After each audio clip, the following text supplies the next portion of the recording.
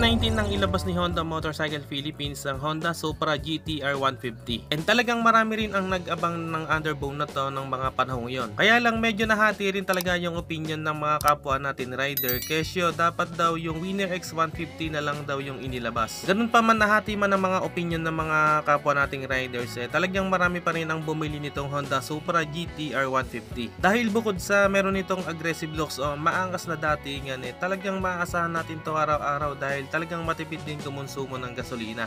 So isa rin kasi yan sa tinitignan natin lalo na kung bibili tayo ng motorsiklo, yung matipid kumonsumo ng gasolina and talagang may maangas na datingan. At hindi naman nabigo si Honda Philippines doon sa Honda Supra GT-R 150. At simula nang inilabas ito dito sa atin sa Pilipinas, hanggang ngayon naman ay available ito sa market. At mabibili nga natin to ngayon sa halagang 106,900 pesos. At ito ang good news mga tol, after 4 years simula nung inilabas ni Honda Philippines ang Supra GT-R 150 ay malamang sa malamang ay ilalabas na itong Honda Winner X 150.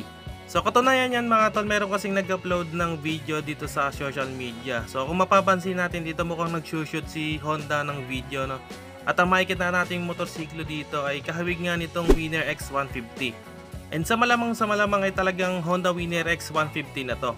And yung location nga ng nakuha ng video na to ay sa Marilake. Sa ngayon ay wala pang po si Honda Philippines tungkol dito sa pag-launch ng Honda Winner X 150. Kaya hindi pa natin masasabi kung anong date ba talaga ito ilalabas ni Honda Motorcycle Philippines. So aabangan na lang natin yan siguro next year. Ang maganda lang dito ay talagang sureball nang ilalabas ito ni Honda Motorcycle Philippines. Kaya sa mga nag-aabang ng Honda Winner X 150 dyan, so ito na yung hinihintay nyo, handa nyo na yung pera nyo. So ano nga bang meron dito sa Honda Winner X 150? Sa makina niya mga tol, gumagamit ito ng 149.1cc engine displacement, liquid cooled double overhead cam 4 valves at nakaprogram FI na rin kaya matipid kumonsumo ng gasolina. Kaya nitong umabot ng 50 km per liter. Kaya naman ito mag-produce ng 15.4 horsepower at 9,000 RPM at max torque na 13.5 Nm at 6,500 RPM. At meron itong 6-speed manual gearbox. At pagdating sa meter panel, naka fully digital meter panel na rin ito at lahat ng ilaw nito mga tol ay LED na.